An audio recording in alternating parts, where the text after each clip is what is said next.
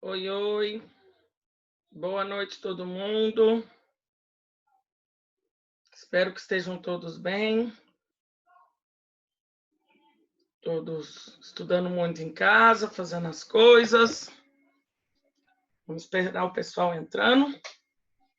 Só vou lembrando vocês o planejado, como eu expliquei na aula passada. A aula passada a gente, então, tratou sobre deportação, extradição e expulsão, que são institutos que estão lá na nossa lei de imigração, lei 13.445 de 2017. E aí hoje eu quero tratar sobre refúgio e asilo.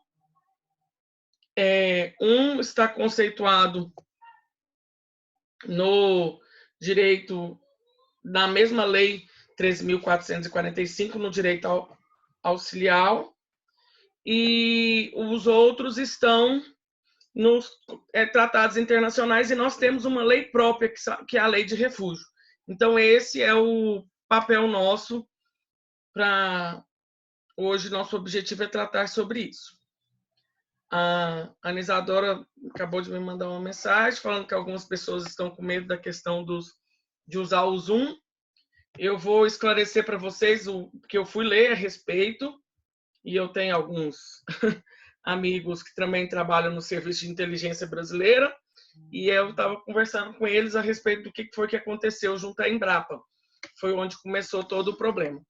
E nenhum desses aplicativos, e na verdade nem mesmo o seu e-mail, ele tem segurança garantida. Se você observar hoje, se você pede alguma coisa próximo do seu celular, você fala que está conversando de alguma coisa, começa a aparecer mensagens no seu Instagram, no seu Facebook.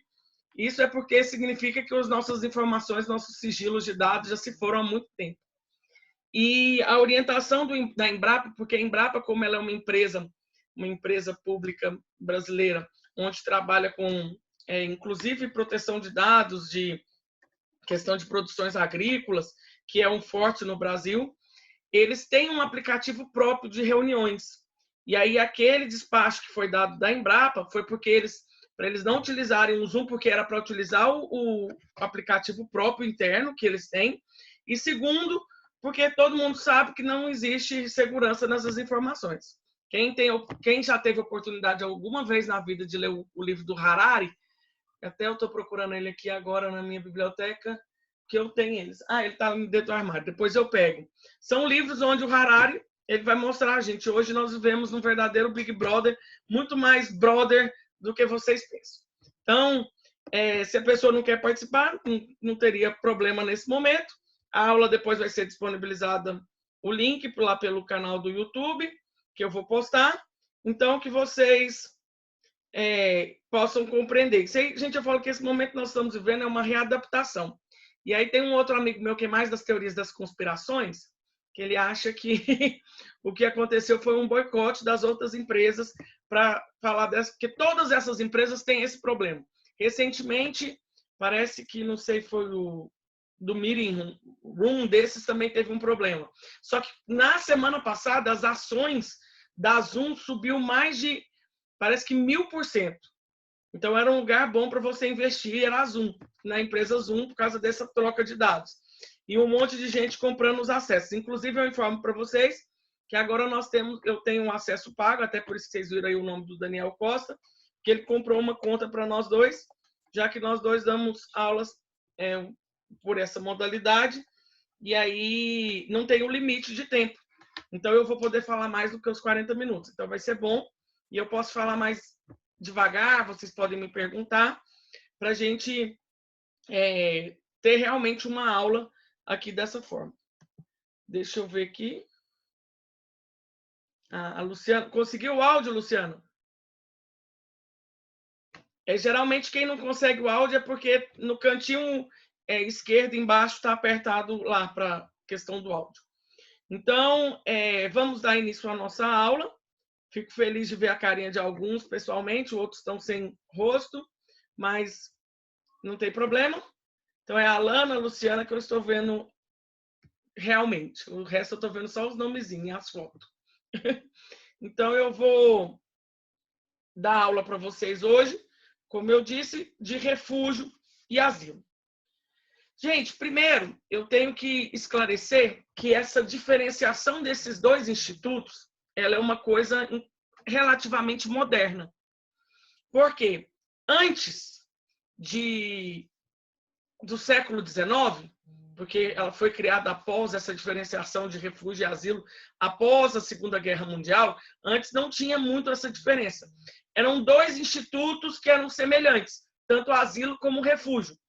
Tanto é que se você for procurar nos livros sobre a história do refúgio e do asilo, todos esses livros eles fazem referência a um fato antes de Cristo, que é a história de Moisés.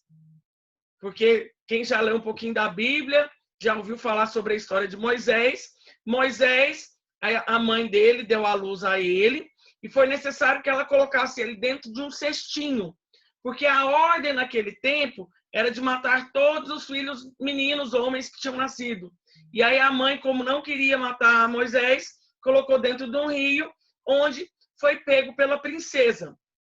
E a situação que nós vemos é que tanto os livros que falam da história do refúgio, quanto os livros que falam da história de asilo, usam esse exemplo. Então a gente vê que antigamente não tinha muita diferença do que era asilo e do que era refúgio. Então essa diferenciação de asilo para refúgio é algo recente, pós Segunda Guerra Mundial.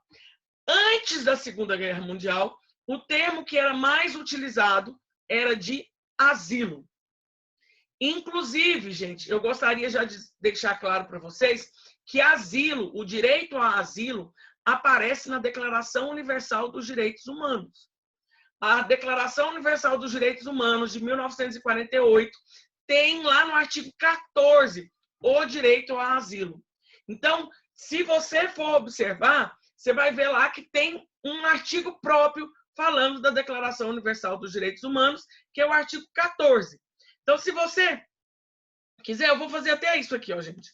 Eu vou já abrir para vocês, porque agora a gente consegue, eu consigo compartilhar a tela com vocês, e eu vou mostrar a Declaração Universal dos Direitos Humanos para vocês, para a gente compartilhar a tela do artigo 14.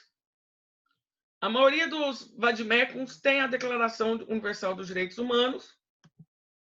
E aí aqui eu vou mostrar para vocês, já vou compartilhar a tela pelo Zoom, a nossa Declaração Universal dos Direitos Humanos. Está aqui já aberta. Vou compartilhar a tela pelo Zoom. Vamos lá, agora eu estou chique, compartilho tela. A tecnologia, estou virando pessoa tecnológica. Vamos lá, tecnologia aqui. E aqui está. Todo mundo está aí vendo a Declaração Universal dos Direitos Humanos? Faz assim com o dedinho para mim, Alana. Tá vendo, Luciana? Sim? Então tá bom. Declaração Universal dos Direitos Humanos. Nós temos aqui o artigo 14. Vou descer lá para vocês, para que vocês vejam. Artigo 14. Tem ali, ó. Artigo 14 da Declaração Universal dos Direitos Humanos. Vou aumentar a tela para todo mundo ver melhor. O que está escrito, então, nesse artigo? Todo ser humano vítima de perseguição tem o direito de procurar e de gozar asilo em outros países. Esse direito não pode ser invocado em caso de perseguição legitimamente motivada por crimes de direito comum ou por atos contrários aos objetivos e princípios das Nações Unidas. Você está vendo que aí não fala necessariamente a diferença se fala asilo político? Não, usa a expressão asilo. Hoje que nós vamos fazendo essa diferenciação do que é asilo para o que é refúgio. Então, na Declaração Universal dos Direitos Humanos, 1948, ou seja, após a Segunda Guerra Mundial, ainda se utilizava só essa terminação asilo, mas era um termo que ainda envolvia a ideia um pouco de refúgio. Porque está falando aí, ó, vítima de perseguição. Ah, tá, mas que tipo de perseguição? E aí, pós 1948, pós Segunda Guerra Mundial, aconteceu um episódio um tanto quanto interessante. Por quê? Pós Segunda Guerra Mundial, a gente sabe que nós tivemos um quadro de muitos europeus que estavam sem lar após a Segunda Guerra Mundial. E a ONU se viu numa obrigação de criar um organismo internacional vinculada à ONU que tratasse dessas pessoas. Quem seriam essas pessoas? Foi quando surgiu a nomenclatura refúgio. Por quê? Em 1950 foi criado a Acnur, o Alto Comissariado das Nações Unidas para Refugiados. A Acnur é uma agência especializada da ONU, da mesma forma que a OMS é, Organização Mundial de Saúde também é uma organização especializada da ONU. A Acnur é a que cuida dos refugiados. Quando que a Acnur foi criada? 1950. 1950, em dezembro de 1950, criou-se junto à ONU essa agência especializada para cuidar de refugiados, que é o caso da Acnur. Foi a partir daí que foi, como se diz, concretizar a diferenciação do que é refúgio para o que é asilo. Até então, refúgio e asilo eram dois institutos, como se diz, sinônimos. Aqui eu usava mais o termo asilo, mas se você falava assim, ó, todo ser humano vítima de perseguição tem o direito de procurar e gozar asilo. Aqui está falando que é perseguição política? Não, falava perseguição. E aí acontece o quê? A partir de 1950, separou-se esses dois institutos, que foi asilo para refúgio. Então, eu precisava fazer esse contexto histórico para vocês, para conseguir mostrar para vocês a diferença do que é refúgio para o que é asilo. Então, aqui, eu espero ter deixado claro que até 1950 a gente não tinha essa diferenciação. Eram duas terminologias bem comuns, como se uma fosse sinônimo da outra. Após 1950, teve completa diferença entre o que é asilo e o que é refúgio. Por quê? Criou-se a Acnur para fazer o reassentamento daqueles europeus perseguidos pela guerra. E aí, como os europeus perseguidos pela guerra não tinham onde ficar, não podiam ficar na Alemanha, não podiam ficar na Itália, a Acnur foi responsável por isso. 1950 foi a criação da Acnur. 1951, ó, decore a data. 1951, uma boa ideia, né? 1951 foi quando foi elaborada a Declaração dos Direitos dos Refugiados. Por que eu quero que você lembre dessa terminologia? 1951, a Declaração dos Direitos dos Refugiados. Porque se eu mostro para vocês aqui a nossa Lei dos Refugiados, que é uma lei de 97, olha o que aparece aqui para vocês. Define mecanismos para a implementação do Estatuto dos Refugiados de 1951 e determina providências.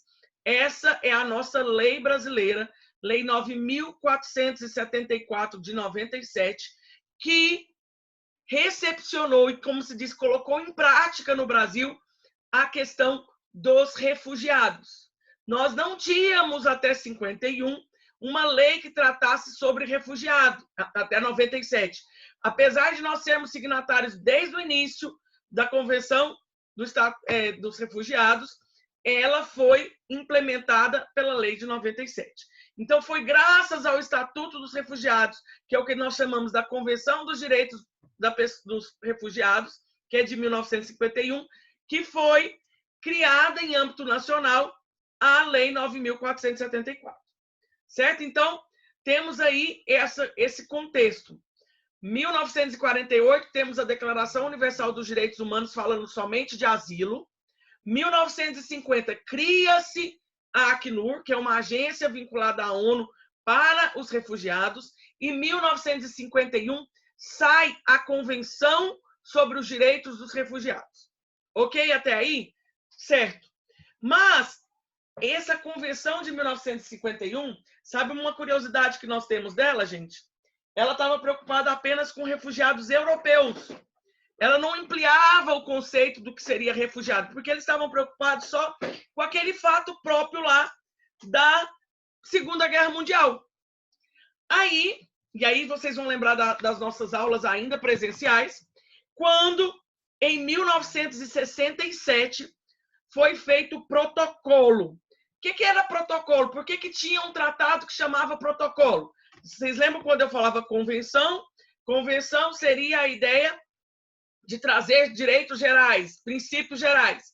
E protocolo era um tratado adicional a algum que já existia.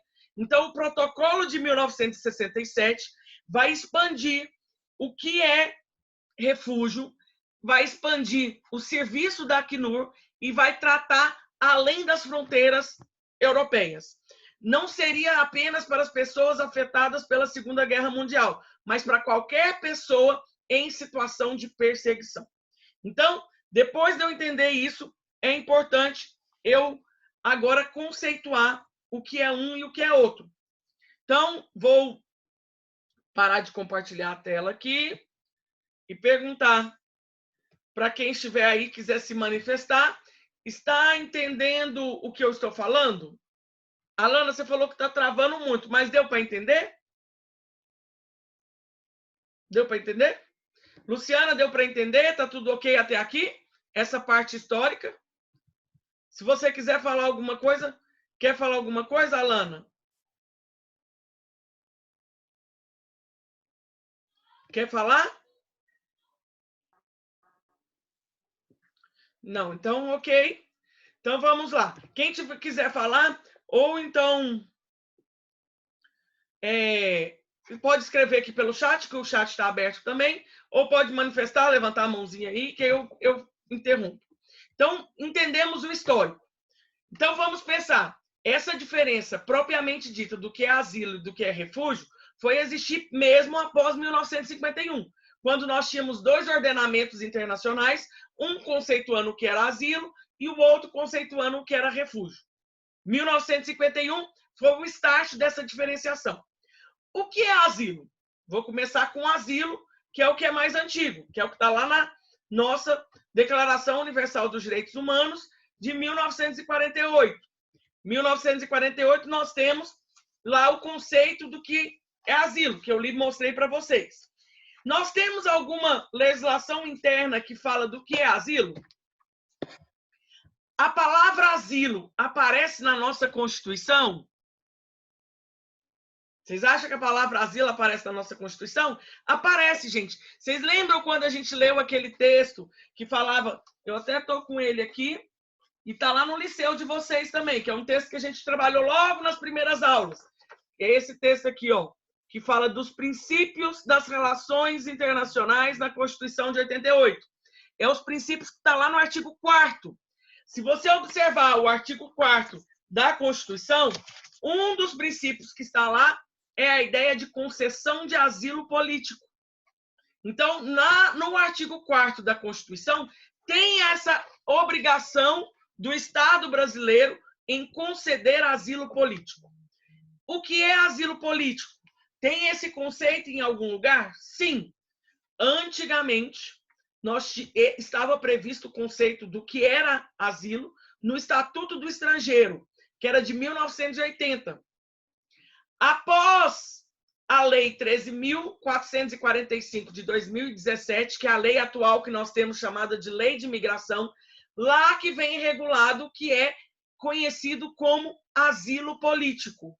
Vamos ler aqui e ver o que é asilo político. Vou mostrar para vocês a Lei 13.445. Nós temos aqui o artigo 27 ao 29, falando o que nós temos hoje na legislação brasileira para asilo. Artigo 27 a 29. Artigo 27. O asilo político, que constitui ato discricionário do Estado poderá ser diplomático ou territorial e será outorgado como instrumento de proteção à pessoa. Neste conceito do artigo 27, a gente já tem algumas características importantes. Primeiro, no Brasil e na América, que eu quero já explicar isso para vocês, existem 2 tipos de asilo. Por que na América? Porque no nosso Pacto de São José da Costa Rica e em outras legislações que falam dos direitos humanos da América, traz 2 espécies de asilo, que é o asilo diplomático e o asilo territorial. Nos outros países do mundo, só existe asilo territorial, não existe asilo diplomático. Mas no Brasil, nós temos 2 tipos de asilo: asilo diplomático e asilo territorial. E ele vai ser outorgado para proteger a pessoa. Com essa palavrinha outorgado, a gente observa uma coisa. E isso também eu já vou observar lendo logo o artigo 28, que fala assim, ó, não se considerará asilo a quem tenha cometido crime de genocídio, crime contra a humanidade, crime de guerra, crime de agressão, nos termos do Estatuto de Roma do Tribunal Penal Internacional. Gente, a concessão de asilo político é uma escolha, é um ato discricionário do Estado. Ele vai escolher se ele vai conceder ou não. É um ato de soberania. Se eu quiser, eu não concedo. E para eu conceder, eu tenho que observar. Será que essa pessoa praticou algum crime lá dos que podem ser julgados pelo Tribunal Penal Internacional? Lembro para vocês quando eu falei do Estatuto de Roma. O Estatuto de Roma foi o que criou o TPI, Tribunal Penal Internacional. E o Estatuto de Haia foi quem criou a Corte Internacional de Justiça. Então, o Estatuto, eu estou fazendo isso já aproveitando para revisar para a prova. Lembrando que as nossas provas vão acontecer do dia 9 a 16. Vocês que vão escolher certinho o dia de fazer. Mas então aí a gente já vai ter uma lembrança dos tipos de tratados. Tipos de tratados nós tínhamos. Estatuto é aquele que cria um organismo, um tribunal internacional. Já a carta é aquele que cria o organismo internacional. Então, estatuto cria tribunais internacionais e carta cria organizações internacionais. Lembre bem dessas diferenças, certo? E aí, nisso, a gente vai ter uma situação que fala, não vai conceder asilo, ou seja, o Estado vai analisar por que aquela pessoa está pedindo asilo. Então, é um ato discricionário do Estado e o asilo ele é concedido em quais situações? Vou ler para vocês um outro conceito que é interessante a gente ter, que seria o seguinte, asilo, então, ela é uma proteção dada por um Estado a um indivíduo quando a vida deste indivíduo está em risco, colocando a vida, a liberdade ou a dignidade deles estão ameaçadas por uma autoridade de um Estado por conta de questões de ordem política. Então, o asilo hoje, ele restringiu-se para questões políticas. Então, lembre, asilo está relacionado a questões políticas. Está lá no artigo 14 da Declaração Universal dos Direitos Humanos. Ele é um ato discricionário do Estado. É o Estado que vai escolher se vai ou não dar o asilo. Existem 2 tipos. Pode ser asilo diplomático ou territorial. Quando que é o asilo diplomático? O que é asilo diplomático? Asilo diplomático é aquilo que a gente vê muito em filme de Hollywood. Filme de Hollywood, até no Vento Levou, que é um filme de velho, né, como se diz. Vocês não devem ter assistido o Vento Levou. Só a Luciana aqui, das carinhas que eu estou vendo, que assistiu o Vento Levou. Que são aqueles fatos onde a pessoa sai correndo e entra dentro de uma embaixada, entra dentro de um consulado. Por que a pessoa entra dentro de uma embaixada e dentro de um consulado? Porque geralmente ela está sendo perseguida lá no seu país, e aí ela entra ali para pedir proteção para aquele Estado. Então, essa figura do asilo diplomático eu entro lá dentro daquela embaixada e falo assim, eu estou aqui porque o país do qual eu saio correndo ali está me perseguindo porque eu falei alguma coisa que não lhe era agradável. Então, vamos pensar um exemplo que eu criei, um determinado político do Irã. No Irã, não sei se vocês sabem, mas a homossexualidade, a homoafetividade no Irã, ela é crime, assim como o adultério.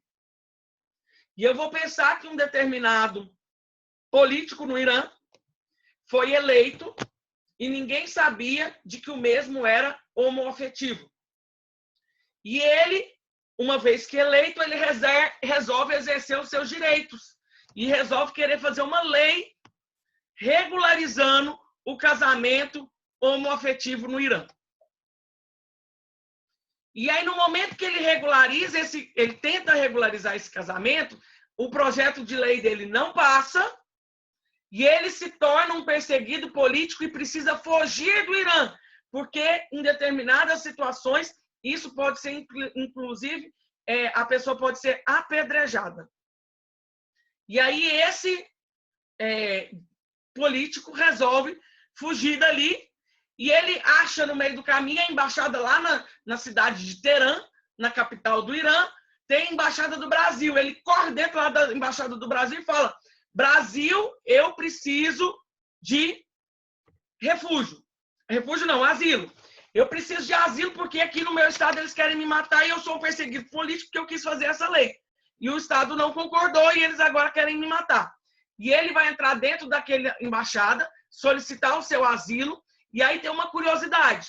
Eu, Brasil, como que eu vou tirar aquela pessoa lá de dentro? Vou fazer igual teve um caso há uns 6 anos atrás, de um doido de um diplomata brasileiro que pôs um porta-malas do carro. Ele pôs, era um país vizinho nosso, ele pôs no porta-malas do carro o perseguido político e passou sem informar para ninguém. De repente, o Itamaraty se dá conta que tem um perseguido político dentro do porta-malas do carro oficial do Brasil. Gente, você não pode fazer isso de jeito nenhum. Qual que é o procedimento que você tem que fazer quando a pessoa requer o asilo diplomático? O asilo diplomático ele é da seguinte forma: você informa para o país que está perseguindo que aquela pessoa está ali e que você está concedendo a ele a categoria de asilo e, consequentemente, você vai pedir o salvo-conduto. O que é o salvo-conduto? É a autorização para retirar aquela pessoa de dentro da embaixada para que a mesma pegue um avião e venha no Brasil. Se o Irã, por um acaso, não concedesse o salvo-conduto, esse político iria ter que ficar lá preso dentro da embaixada. Ele não poderia sair de dentro da embaixada. Porque o salvo-conduto também é um ato discricionário do Estado em conceder ou não. Porque muitas vezes o Estado ele pensa da seguinte forma: se eu conceder, nunca mais eu vou ter essa pessoa. E eu quero que ele responda o crime aqui. Então, muitas vezes, eles não concedem um salvo-conduto, que é o direito de retirar a pessoa ali daquele país. Então, temos aí esse exemplo. E eu vi que a Luciana está com a mão levantada e eu vou abrir para que ela converse conosco e me pergunte o que ela quer.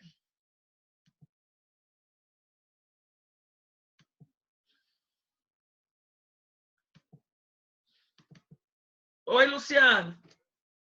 Nossa, essa mãozinha aí foi no início, professora, quando eu estava sem áudio. Ah, tá. Então sua mãozinha ainda estava lá. É porque eu não tinha prestado atenção. Então você tem alguma dúvida ou não? Tá com alguma Não, dúvida? por enquanto está tranquilo. Tá bom, então. Então vamos continuar. Então, aí está a situação do asilo. Foi o exemplo que eu acabei de dar para vocês. Um outro exemplo que eu gostaria, na verdade não é um outro exemplo, um outro artigo que eu gostaria que vocês analisassem comigo é o artigo 29 da Lei 13.445, que é a que está aberto aí. Então, gente, na nossa lei de imigração, tem 3 artigos falando do asilo: 27, 28 e 29. O que o artigo 29 dispõe.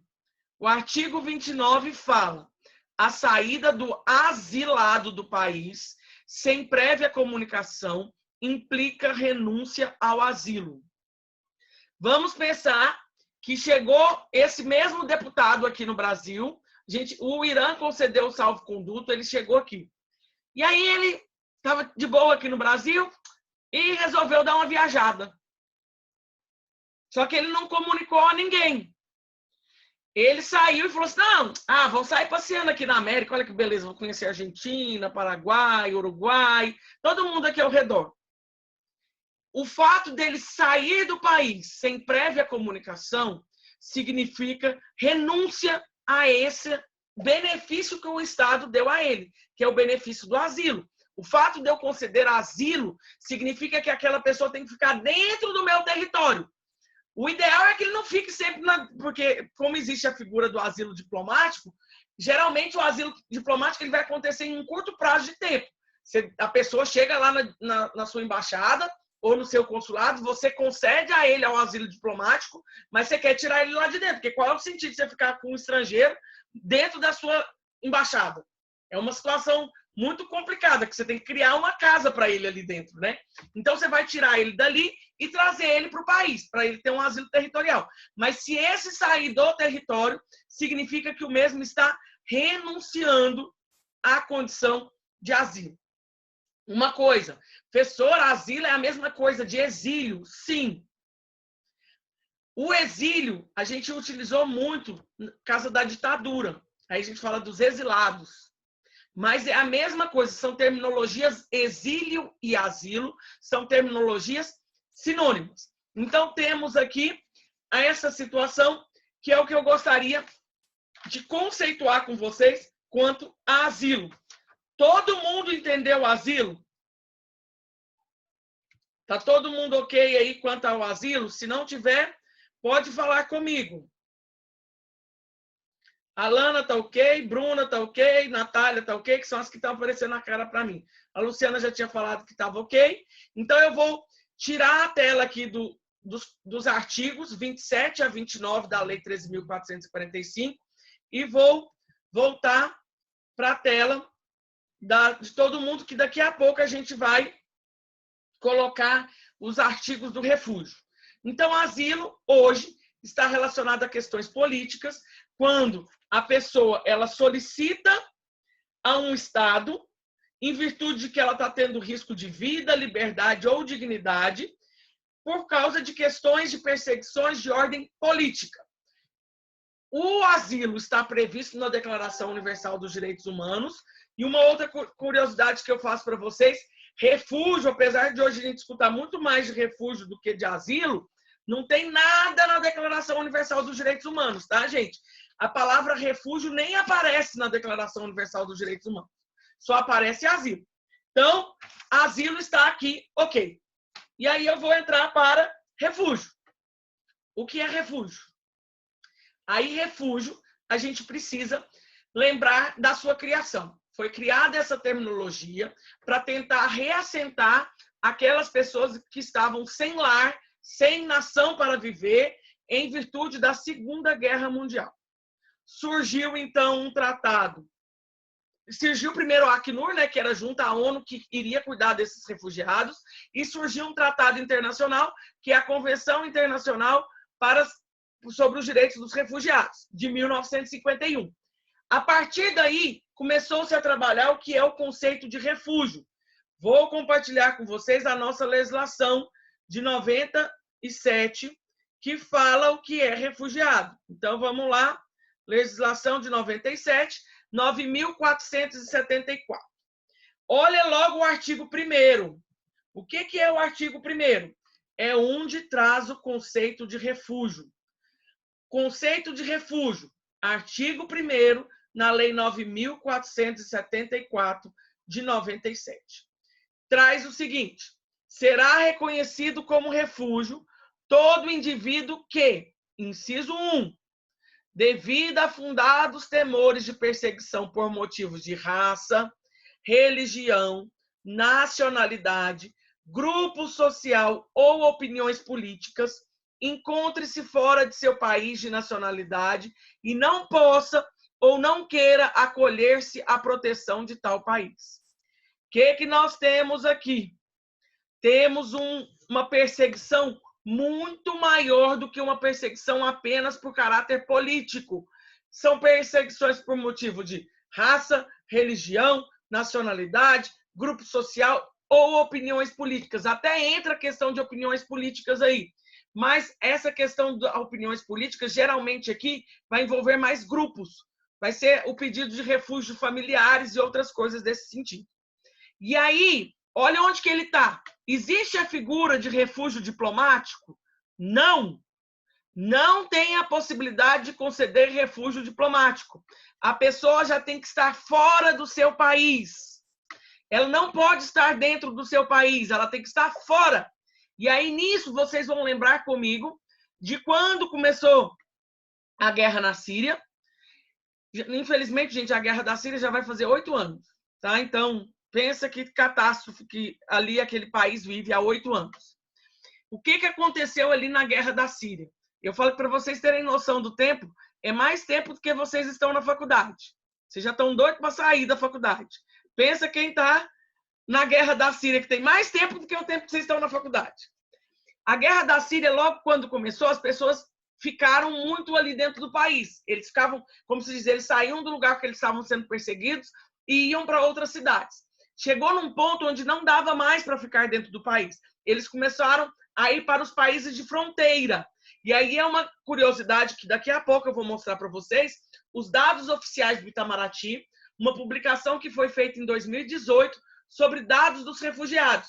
Eu vou postar esses links todos para vocês lá no nosso ambiente virtual. Então você vai ter essas legislações, esses links e alguns outros textos que eu acho que é interessante. São textos curtos, mas que complementam muito do que eu estou falando aqui com vocês. E aí o que acontece? Os sírios começaram a ir para os países de fronteira. Os países de fronteira já não aguentavam mais, já não dava para a gente. Aí o povo começou a sair de lá. Como que eles estavam saindo, gente? De barquinho. Foi aquela cena muito triste de 2017, final de 2017, daquela criança que apareceu na praia grega lá, criança morta, porque ele caiu do barquinho, e era um barco salva-vidas. Gente, é muito triste você pensar que aquela viagem sem condição nenhuma era caríssimo. Você tinha que pagar por pessoa que entrava no barco. Se eu não estou enganado, na época era 200 euros.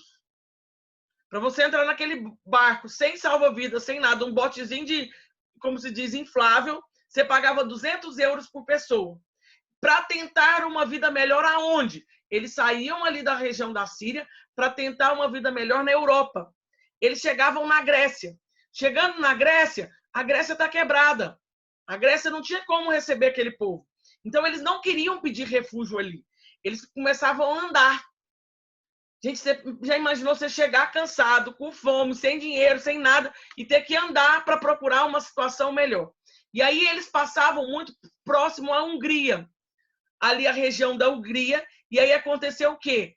O presidente da Hungria não queria que esse povo pedisse refúgio ali. Porque tem uma característica, gente, do refúgio, que eu gostaria que vocês aprendessem e nunca mais esquecessem. Se você é signatário da Declaração da ONU para Direitos de Refugiados de 1951 e do seu protocolo adicional de 67, o país é obrigado a conceder refúgio. Se a pessoa requerer, ela não vai escolher o Estado. O Estado só vai analisar se encaixa ou não em questões de refúgio. Mas se encaixar, ele é obrigado. E qual sírio que saiu da Síria que não se encaixa em refúgio? Nenhum. Porque lá, até hoje, está nessa perseguição todinha aqui que nós estamos vendo. Por questões de raça, de religião, de nacionalidade. Olha ali o inciso 2, que fala quanto a refúgio. Não tendo nacionalidade e estando fora do país, onde antes teve sua residência, não possa ou não queira regressar. Quem que é esse não tendo nacionalidade? Olha uma curiosidade que nós temos aí, já relacionando com a aula de nacionalidades, que a gente deu também antes de entrar no momento do isolamento social. Quem é a pessoa que não tem nacionalidade? É o chamado apátrida. O inciso 2 fala então da condição de refúgio do apátrida.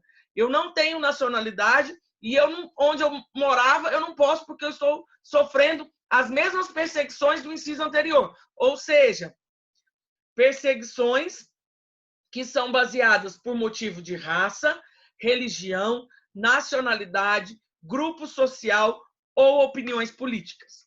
E ao inciso 3, que é onde vai entrar principalmente a questão da Venezuela e Síria. Olha aqui, devido à grave e generalizada violação de direitos humanos, é obrigado a deixar seu país de nacionalidade para buscar refúgio em outro país. Os venezuelanos, eles estão saindo da Venezuela porque eles querem? Não! É por motivo de raça? Não. Religião? Não. Nacionalidade? Não. Grupo social? Também não. Onde que eles se encaixam nos pedidos de refúgio? Por questões de violação de direitos humanos. Porque o país está numa pobreza geral, não tem o que comer, não tem menor condição de, como se diz, de sobrevivência naquele país. Você ganha um salário mínimo, você consegue comprar 1 quilo de carne somente, com o que fizeram com a economia do país. Então, gente, o refúgio, ele não é uma opção do Estado. O Estado, ele é obrigado a conceder proteção ao indivíduo que corre risco, então, em outro país, por esses motivos que estão aí. E muitos deles vão estar relacionados à guerra e violações de direitos humanos. Então, temos aí inúmeros tratados internacionais e a nossa Lei 9.474, de 97, que traz o que são os refugiados. Aí, agora, eu estou vendo que algumas pessoas estão com cara de estar anotando algumas coisinhas. A Sueli está com cara de estar anotando, não está anotando, Sueli? Você está com o caderno aí. Você vai fazer para mim, no seu caderno, pega, divide a folha em duas, como se fosse uma coluna. Pensa a professora Mariana fazendo um esquema no quadro. Então, vamos lá. A professora Mariana está fazendo um esquema no quadro. Gente, deixa eu ver se eu consigo fazer algo bem moderno aqui. Se eu conseguir isso, eu vou ficar muito chique. Vou compartilhar a tela de um Word, para a gente escrever junto. Olha! Vou ficar muito chique. Vou inserir uma tabela e vou compartilhar com vocês. A gente vai criar junto. Inserir uma tabela. Vou querer só 2 colunas e vou querer umas 6 linhas. Certo! Vou compartilhar aí, gente. Será que vocês estão vendo a minha tela? Tá vendo a minha tela do Word? Tá? Então, vamos lá. De um lado, eu vou escrever o que é asilo. E do outro lado, eu vou escrever o que é refúgio. Olha lá. Eu vou trabalhar no Word aqui. Ó. Vocês. Vou centralizar, porque eu tenho toque. Centralizei. Tem nada, toque. Eu sou super bagunçada. Só porque tabela me dá agonia. Então, de um lado está asilo, de outro lado está refúgio. Com base nisso que a gente já tratou até agora, o que eu precisaria falar de asilo e de refúgio? Primeira diferença que eu gostaria de falar com vocês. Asilo, ele é um ato soberano do país. Ele é discricionário. Ou seja, o Estado escolhe se vai dar ou não a condição de refúgio, de asilo. Já o refúgio, o Estado pode escolher? Não! O Estado é obrigado a conceder. Por que o Estado é obrigado a conceder? Professora? Diga, Bruna. Professora? Diga. Pode falar, Bruna. Estou escutando. Olha o chat.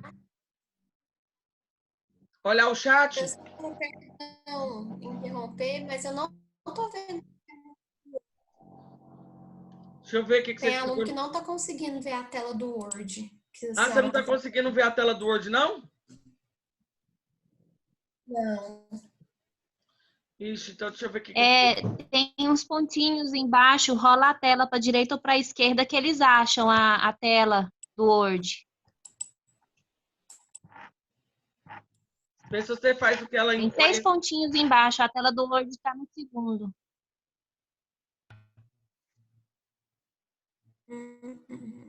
Conseguiu, Bruno, ou ainda não?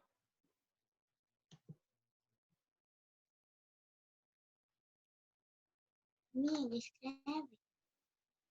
Conseguiu ver a tela do Word ou não? Não, não vi. Porque você está olhando pelo celular ou pelo computador?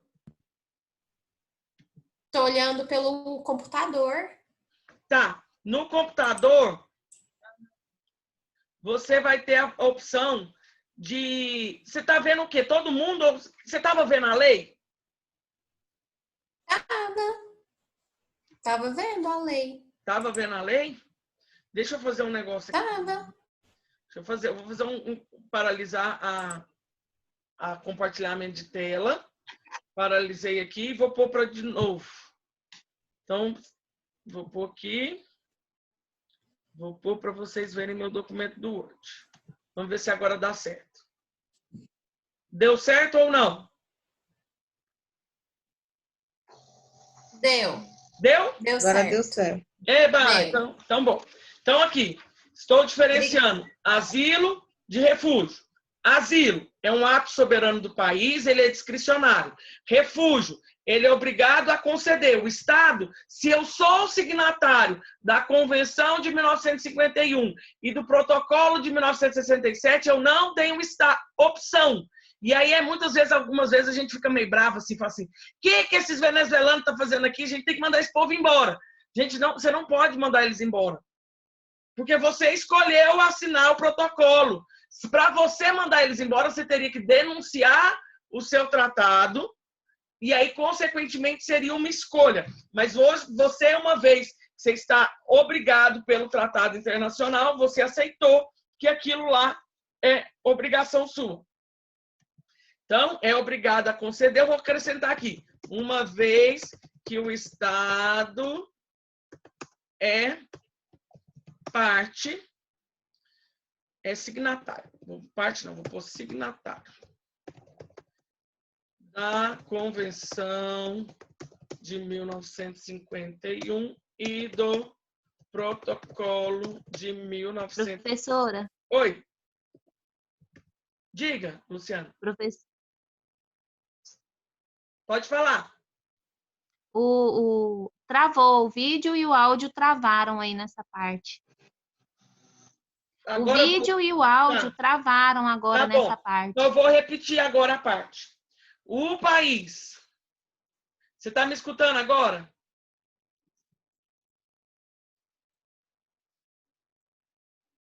Sim, tô. Tá bom. O país, se ele é signatário da Convenção de 1951 e do Protocolo Adicional de 1967, ele é obrigado a conceder a condição de refúgio para a pessoa que solicitar.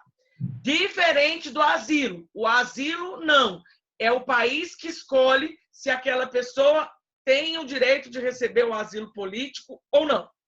Então, vamos lá para uma outra diferença. Asilo.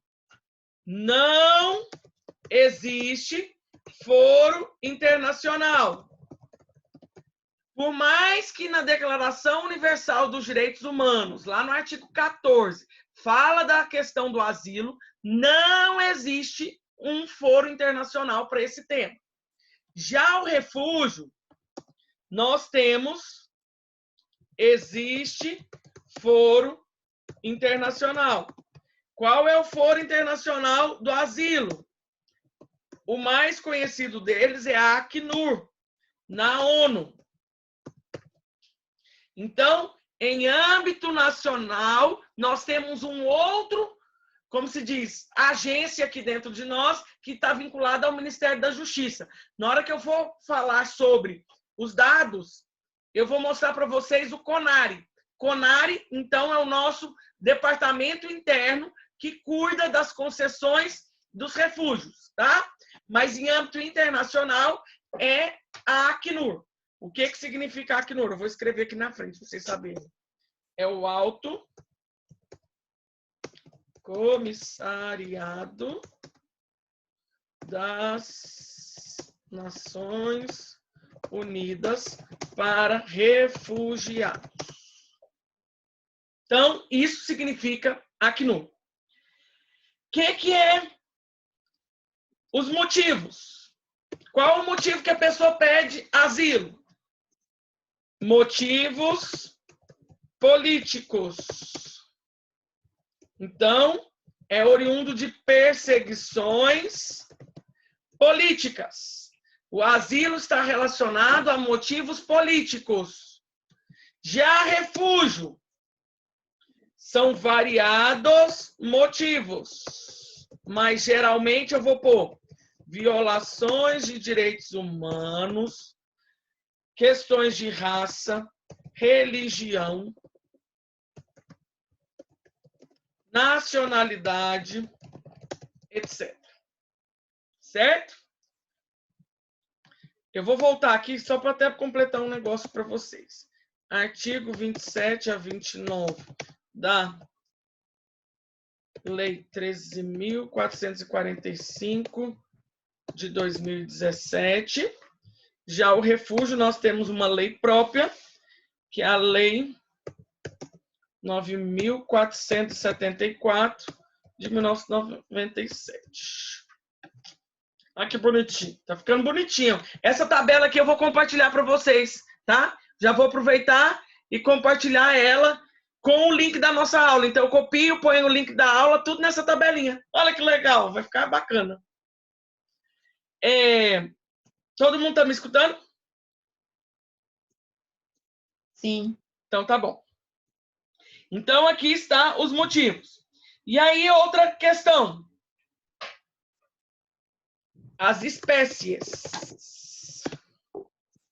Asilo. Nós vamos ter o asilo diplomático e territorial.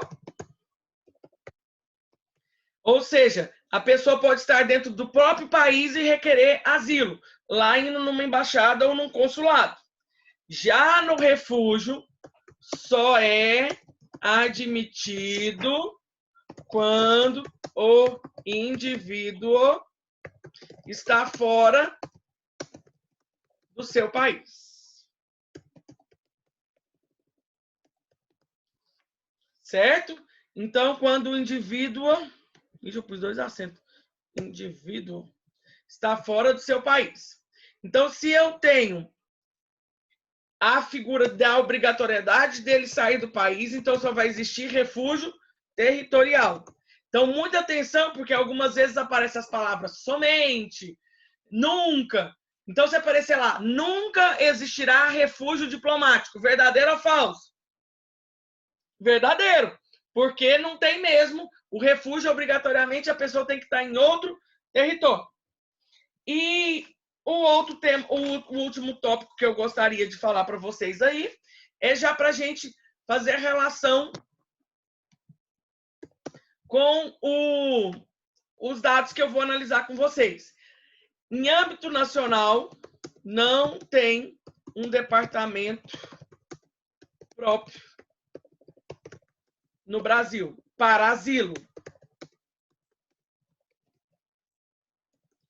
Já para refúgio, o CONARE, que significa Conselho Nacional para os Refugiados, vinculado ao Ministério da Justiça, cuida da análise. Ah, mas ele vai analisar se concede ou não? Não, na verdade, ele vai analisar aquela pessoa que requereu o refúgio, se encaixa nas condições de refugiado, se encaixa no que está ali elencado, ele é perseguido por questões ou de raça, ou de religião, ou de nacionalidade, ou por afronta aos direitos humanos? Ah, sim. Então, eu não tenho nem escolha se eu vou dar ou não. Se ele encaixar nos requisitos, você é obrigado a conceder. Agora, se ele não encaixar nos requisitos, você não precisa conceder, porque ele não está encaixando nos requisitos previstos na legislação, certo? E a nossa legislação de 97, ela vai exatamente confirmar o que está no Tratado Internacional. Ok? Há um outro tema que eu vou acrescentar uma linha, mas vocês podem pôr por baixo. A gente vai pôr por baixo mesmo. Vou inserir linha abaixo. Vou pôr aqui em cima. Vocês colocam lá embaixo mesmo. Só para a gente colocar aqui. Onde que está próprio aqui, gente? Aqui é o artigo 14 da Declaração Universal dos Direitos Humanos. Aí aqui a gente vai ter um tratado próprio, que é a Convenção de 1951 sobre os direitos dos refugiados. E o protocolo de 1967.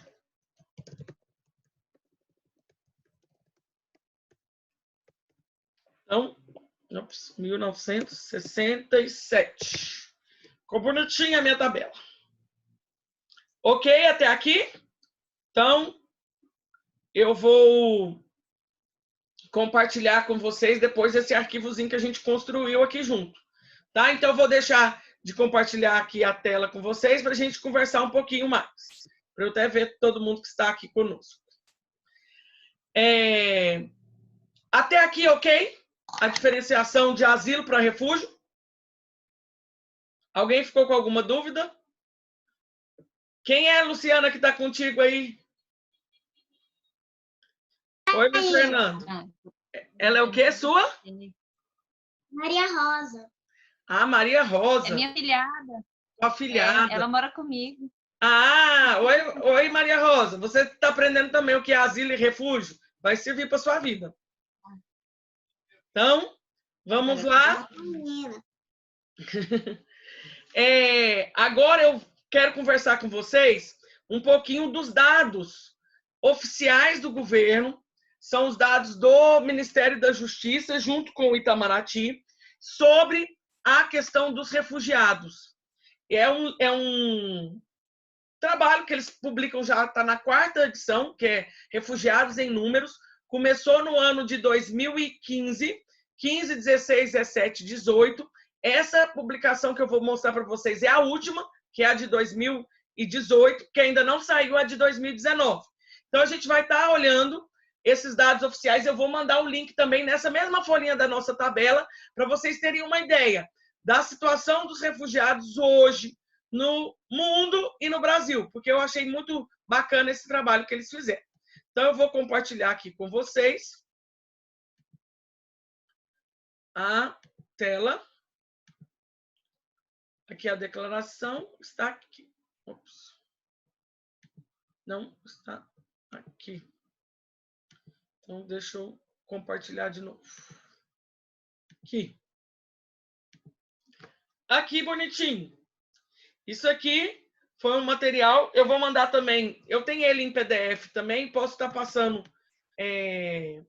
o link até. Qualquer coisa já manda aí agora. Eu vi que a Anisadora está a postos. Já vou mandar para a Anisadora agora. Opa! Anisadora, reposta aí para mim, por favor. Anisadora, foi para você. Que é esse mesmo esse que está aí. Chegou, Anisadora, me dá um ok. Pode ser no próprio WhatsApp aqui. Que é o refúgio em números. Refúgio em números. Ué, Anisadora. Você recebeu, Anisadora? Porque tá dando só um tracinho aqui no WhatsApp. Seu celular acabou a bateria? Ou você tá... Ah, deu 2 tracinhos. Recebeu. Obrigada. Compartilha com os colegas aí. Refúgio em números, 4ª edição, mas mesmo assim eu vou colocar o link lá no AVA, vou também colocar essas situações qualquer coisa no Liceu, porque eu sei que tem algumas pessoas que ainda estão com problema de entrar no AVA. E aí esse refúgio em números, ele começa com uma situação interessante. Ele vai conceituar quem são refugiados, quem são solicitantes de reconhecimento da condição de refúgio, porque é assim, nós vamos ver aí dados que são assustadores. As pessoas entram no país, elas solicitam a condição de refugiado, mas até sair essa decisão final, se eu sou refugiado ou não, tem uma longa distância. Então, por isso que eu vou ser solicitante para depois ser reconhecida como refugiada. Tem quem são os apátridas, são aqueles que não têm nenhuma vinculada a nenhuma nacionalidade. E aí vai falar aqui do Comitê Nacional para os Refugiados. O Comitê Nacional para os Refugiados, nós temos ele aqui, e ele fala o seguinte, olha que interessante.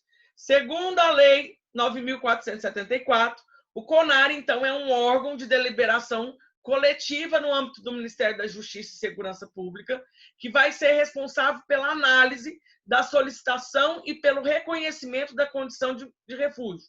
Em primeira instância, pelas declarações de cessação e de perda da condição de refugiado e por orientar e coordenar ações voltadas ao apoio jurídico a esses refugiados e por outras resoluções.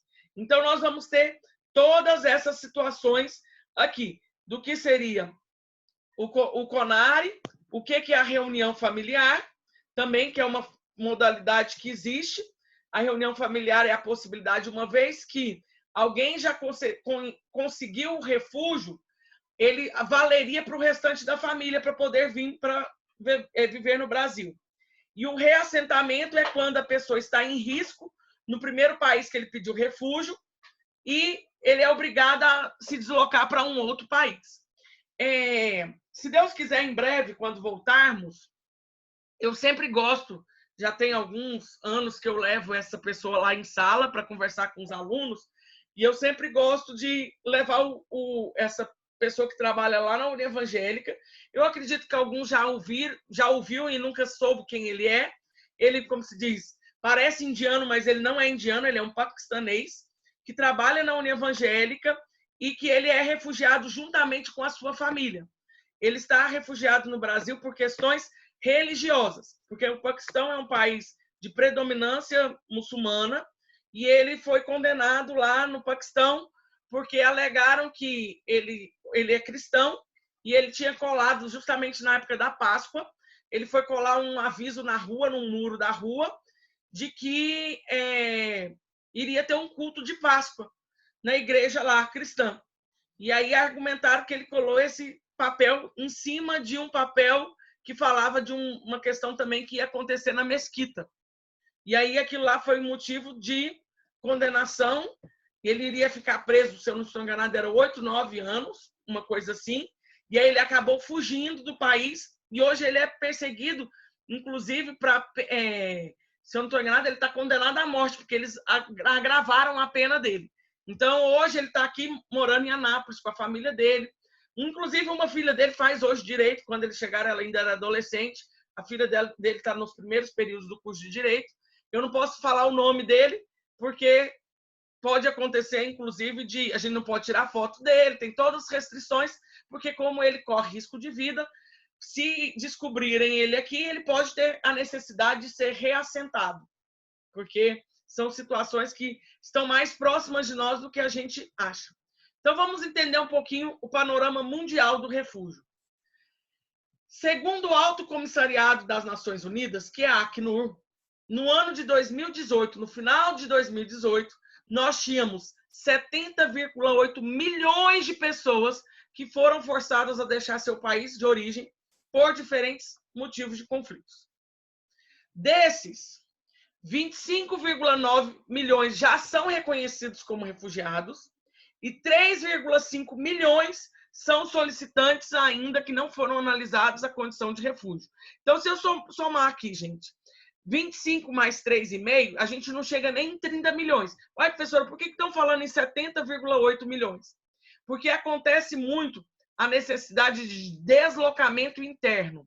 O que é deslocamento interno? A pessoa sai da sua cidade de origem, de onde ela teria condições, e vai para uma outra cidade por muitos motivos. Um lugar que está acontecendo muito deslocamento interno e que é país vizinho nosso, chama-se Colômbia. Por que tem muito deslocamento interno na Colômbia? Por causa do tráfico de drogas. Assustadoramente, gente, por causa das Farc. As Farc faz com que as pessoas precisem sair. Eles chegam lá numa determinada cidade e falam assim, esvazia a cidade hoje, que senão amanhã está todo mundo morto. A gente vai pôr fogo na cidade. E aí todo mundo tem o prazo de 24 horas para sair daquela cidade e procurar um outro lugar. E isso está tendo muito em vários lugares do mundo. Lembram quando eu falei para vocês da questão da Síria? Muitos inicialmente saíam das suas cidades e iam para outras cidades. Então, eles eram forçados a sair do local de origem ia para outra coisa, em outro lugar, ainda dentro da Síria. E por isso que tem essa diferença aqui, ó. Pessoas que foram forçadas a deixar seu local de origem, para os realmente que estão em outro país, está dando uma diferença de aproximadamente 40 milhões aí. Dos refugiados, vamos observar quem são os refugiados. 67% dos refugiados são da Síria. 67 são desses 3 países, quer dizer, mentira, não é da Síria. 67 são desses 3 países. Síria, 6,7 milhões. Afeganistão, 2,7 milhões. E Sudão do Sul, 2,3 milhões. Uai, professora, para onde que esse povo vai? Olha o que acontece. Como eu disse para vocês, muitas vezes eles precisam fugir a pé. E para onde que eles têm que ir? Olha o que é assustador. Eles vão para países vizinhos. O pessoal da Síria foge para onde? Para a Turquia. O Afeganistão, para o Paquistão. O Sudão do Sul, para Uganda. Então, eles têm a necessidade de deslocar. E como eles vão sair, como se diz, carregando a própria casa nas costas, as mochila, mala, tudo menino, eles vão andando para esses outros países muitas vezes. Então, as pessoas que chegam aqui no Brasil, gente, se você pensar que chegou aqui no Brasil um refugiado sírio, você já pode predispor que ele não era uma pessoa pobre no país dele de origem, porque ele teve condições de pagar a passagem para ele chegar aqui. Então, ou então ele teve uma boa ajuda humanitária de alguma empresa, alguém que pagou. Mas, de regra geral, os que chegam aqui não são as pessoas mais simples. São pessoas que até... recentemente eu conheci uns refugiados sírios em Goiânia, porque em Goiânia está com muitos. Um deles, a esposa era jornalista, o marido era engenheiro e 3 filhos, todos com trabalho, tudo arrumadinho lá na Síria. Casa boa, casa com piscina. E hoje, coitados, estão vivendo numa casa de mal de 2 quartos, aqui em Goiânia, e estão, como se diz, dando graças a Deus, porque o filho mais novo deles está com trauma de guerra, de tanto barulho de bomba que eles escutavam. Então, o filho mais novo, acho que tem 6 ou 7 anos, e eles vieram, a família toda, e pediram o refúgio aqui no Brasil. Então, a gente tem essa situação. Panorama regional de deslocamento. Olha o que está acontecendo. Brasil. Isso aqui impacta diretamente o Brasil. Ou seja, região da América do Sul. Quais são, América do Sul e Central, quais são os 3 países que tinham mais situações de deslocamento? Primeiro lugar, gente, óbvio, Venezuela. Segundo lugar, a Colômbia. Mas olha que curioso, a maioria lá, gente, é de deslocamento interno, como eu disse para vocês, muito relacionado à ideia do tráfico de drogas. E o norte da América Central, também nós temos várias situações de pedidos de reconhecimento de refugiados do El Salvador, Guatemala e Honduras. Vamos olhar essas 2 tabelinhas aqui, ó. O cenário Brasil e mundo para a questão de pessoas já reconhecidas como refugiados. Então, nessa primeira linha, no Brasil até o final de 2018, nós tínhamos 11.231 pessoas reconhecidas como refugiadas. No mundo, nós tínhamos esses 25,9 milhões.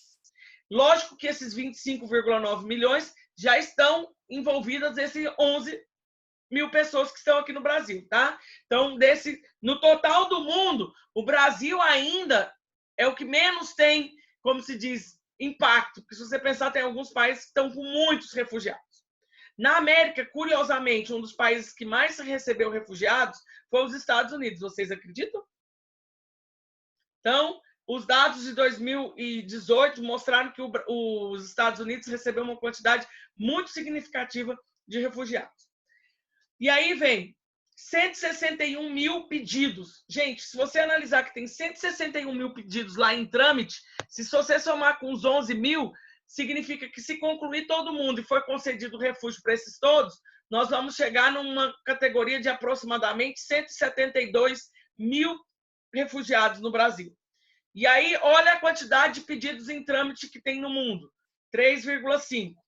No Brasil, a maioria dos reconhecidos refugiados já, ou seja, dentro daqueles 11 mil, 51% é de sírios.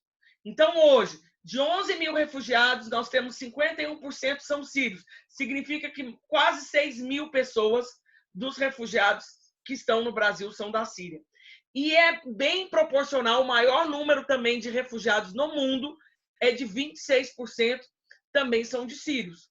Se você olhar, então, que de 25 mil, 26% são sírios, 25 milhões, eu teria aproximadamente no mundo espalhado quase 6 milhões de sírios. Na verdade, mais de 6 milhões.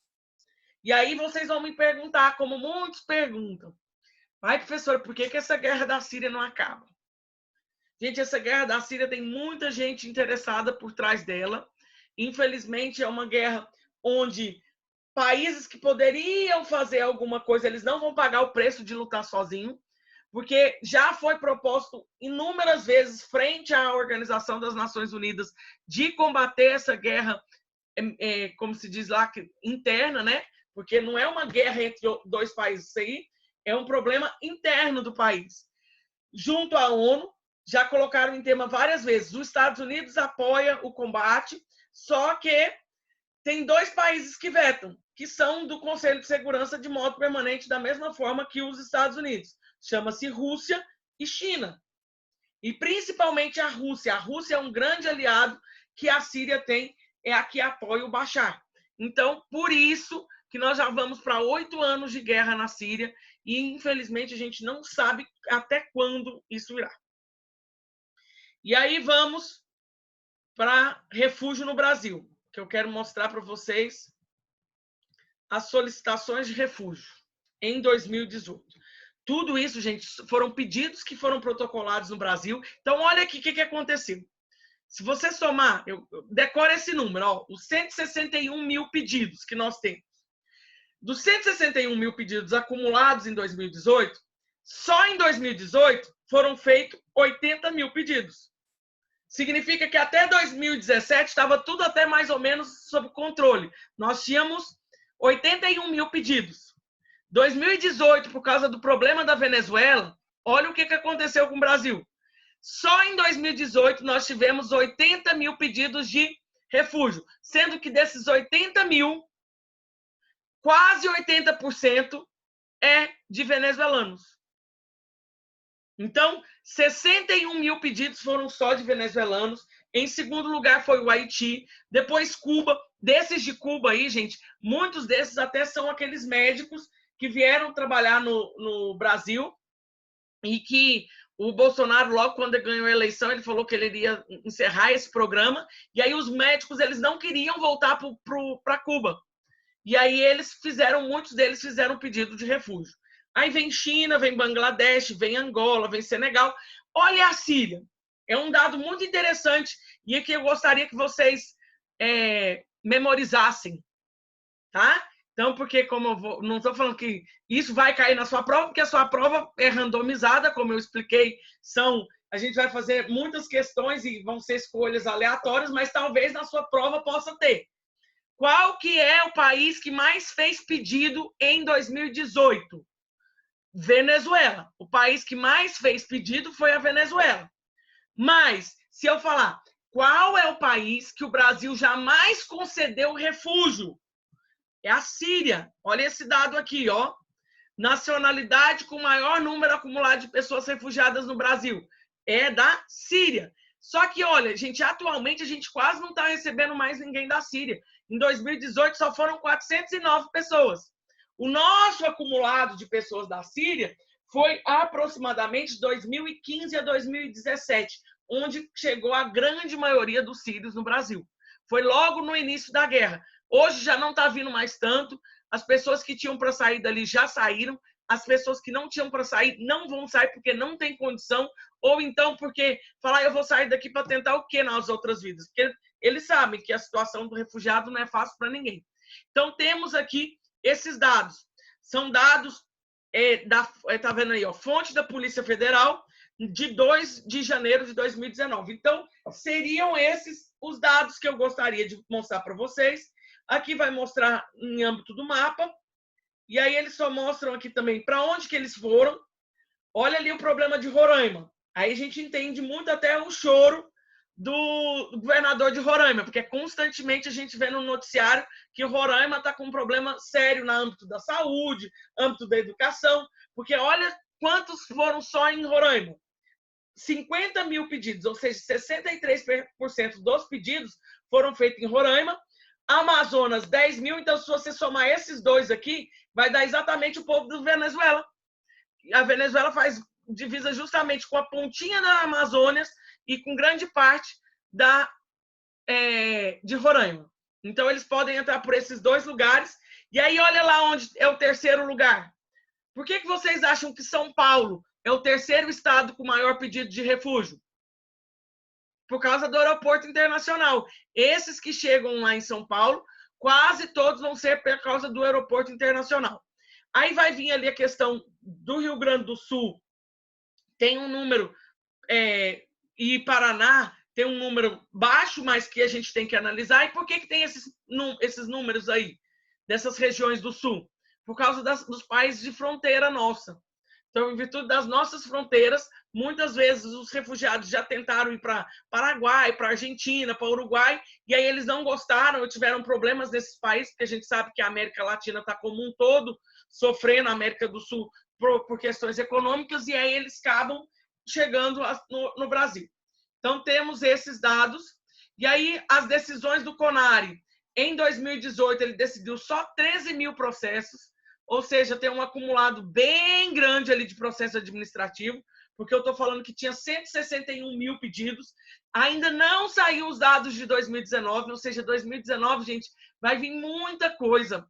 Muita, como se diz, falam que foi mais pedidos do que 2018. Então, eles estão na estimativa de ser cerca de 90 mil pedidos de refúgio só no Brasil em 2019. Então, vamos ter aí essas quantidades de processos, aí vai vir quem reconheceu. O que eu gostaria de destacar é isso aqui, ó, gente. Isso aqui envolve muito a questão de uma análise para a gente ter uma noção de quem são as pessoas, qual é o perfil das pessoas que foram reconhecidas como refugiadas. A gente vai observar que a maioria das pessoas que chegam aqui, elas são jovens. Porque o idoso, ele muitas vezes pensa assim, eu não vou arriscar a minha vida, já não vale a pena eu arriscar a minha vida. Então, a maioria, se você olhar a idade deles, eles estão entre 18 e 29 anos. São pessoas que querem, como se diz, sonhar e lutar. E aí, se você somar dos 18 aos 59, vai ser a grande maioria das pessoas. Olha lá, ó, de homem foram 304 até 29 e mais 297. Então, a gente vai ter um dado aqui de 601 pessoas homens, e aí você somando as mulheres também vai dar 270 e poucas mulheres. Então, olha que interessante se você pensar. Lógico que a maioria são os homens, muitas vezes até eles deixam as famílias para tentar condições melhores. Muitos haitianos, gente, se você conversar com algum haitiano que está aqui em Anápolis, é muito doloroso conversar com eles e eles falam assim, não, eu sonho em voltar para o Haiti, minha família está lá no Haiti, eu deixei esposa, filhos e mãe lá no Haiti, porque eles vêm para trabalhar e para tentar ter dinheiro o suficiente para levar para o seu próprio país. Então, aqui nessa tabelinha, vai ter algumas informações de quantos processos o CONARE teve que arquivar. Olha a quantidade dos solicitantes aqui, ó. Essa outra é a que a gente comentou. Estava vindo assim, ó. 2011 foi pouquinho, 2012 foi mais ou menos, aí um pouquinho também. Aí 2013, olha o tanto que veio. Quem que é 2013, 2014, 2015? Sírios. Foi logo no início da guerra da Síria, gente. 2013, 2014, 2015 foi a enxurrada de sírios. 2016 abaixou. 2017 veio o problema do Haiti e outros países. Aí 2018 foi quando esse negócio chegou na estratosférica, 80 mil pedidos só no ano de 2018. E aí mostra aí que a maioria dos que estão atualmente solicitando, nós vamos ter aí a questão da Venezuela. Então, eu acho que seria isso que eu gostaria de tratar com vocês. Os haitianos vão mostrando aí o declínio, vai mostrando toda a situação. E eu queria Você olhe esses dados na sua casa, preste atenção. Não dá para a gente falar assim, esse povo tinha que continuar no país dele. Gente, ele só sai do país dele porque se ele não sair, ele vai morrer. E quase todos que você vai conversar, ele sonha um dia ainda voltar para o país dele, reencontrar a família. Até mesmo esse que trabalha aqui na União Evangélica, todos os alunos gostam de perguntar assim, e aí, o que você está achando do Brasil? Ele fala assim, não, eu gosto, mas eu tenho muita vontade de voltar para o Paquistão. E eles falam, gente, mas como? Você está com um jurado de morte lá? Ele fala, não, se o meu processo resolver, é porque meu pai, minha mãe, minha família toda está lá e só eu que estou aqui. E culturalmente, para eles, é muito diferente e muito sofrido. Então, esses dados do Refúgio em Números são dados muito interessantes para que vocês analisem em casa. Alguém tem alguma consideração, alguma pergunta? Sim, não. O Luiz está balançando o dedinho. Não. Alguém tem aí? Quem eu estou vendo a cara é a Luciana, a Natália, a Sueli. Não? Tá tudo ok? Tudo ok? Tudo ok? Então, gente, eu vou comentar com vocês rapidamente sobre a nossa prova. Não acredito. Vocês já viram meu vídeo explicando da prova? Agora eu virei youtuber. Viu, Natália? A prova, gente, vocês vão ter uma semana de prova, do dia 9 a dia 16. Vocês vão ter as provas todas de vocês do 10º período, vai estar lá aberto. Se alguém paga matéria, ainda vai estar lá a prova também que paga matéria. Vocês têm que se organizar. Se organizem, tá bom? Se organizem para fazer as provas. Porque eu acho mais razoável você fazer seu calendário. Faça o seu próprio calendário para você não se perder e nem se afobar. Não pense que você vai fazer 2, 3 provas por dia, que é muito ruim, porque aí você não tem condição de estudar. Eu acho que era legal você montar um calendário, já que vai abrir na quinta-feira, você falar, quinta-feira eu quero fazer a prova que eu já tenho mais facilidade. Ou talvez ao contrário, a prova que eu tenho mais dificuldade. Porque vocês viram lá no vídeo eu falando, vocês têm a opção de fazer cada prova 2 vezes. Vocês vão saber de imediato a sua nota. Você só não sabe o gabarito. Mas lembrando que na hora que abrir a segunda prova, talvez não seja mais nada igual à primeira. Tá? Pode ser uma prova completamente diferente, porque a gente vai fazer um monte de questões, postar lá no sistema e você vai ter uma prova de 10 questões. Então, todo mundo já me mandou o trabalho que eu tinha postado para vocês fazerem em grupo, vocês me mandaram por e-mail. Eu dei a opção para vocês me mandarem por e-mail, todo mundo mandou. Eu já recebi um monte aqui, só que eu não conferi. Eu vou fazer essas conferências provavelmente amanhã. Você vai ter... Eu falei que eu fui bondosa com vocês, por quê? Eu atribuí 30 pontos ao trabalho, mas a prova vai continuar valendo 70. Então, você vai ter 30 pontos nesse trabalho que vocês estão me mandando hoje, 10 pontos naquele trabalho do tratado, se você fez ou não, e aqueles pontos extras das atividades. Se você falou alguma notícia na sala, se você fez algum daqueles resumos, aquelas atividades que a gente fez. Então, gente, regra geral, se todo mundo fez tudo, já está saindo com quase 50 pontos. Então, é uma prova... Não vou falar que ela é uma prova tranquila, porque eu não estou fazendo uma prova tranquila. Mas também não estou fazendo uma prova difícil para ferrar ninguém. Você vai ter uma prova toda objetiva, com 5 alternativas. Você tem o direito de responder cada prova 2 vezes e vai valer a sua maior nota. Vocês vão sair com, como se diz, a consulta, né? Porque todo mundo acha que eu não conheço vocês vão estar tudo de caderno, né? Vou fazer a prova da professora Mariana. Vamos pegar todas as anotações da professora Mariana. Então, prestem atenção, leiam as questões com cuidado, para não... O meu objetivo não é que ninguém, como se diz, essa hora a gente não quer ser herói, eu não quero ferrar ninguém. Meu objetivo é que a gente sobreviva e saia dessa o mais rápido possível, tá? Então, vocês vão realizar essa prova. A matéria da prova, eu vou falar aqui, mas eu também vou postar para vocês. O que é a nossa matéria da prova? Ela começa lá em monismo e dualismo. Depois ela vai para os princípios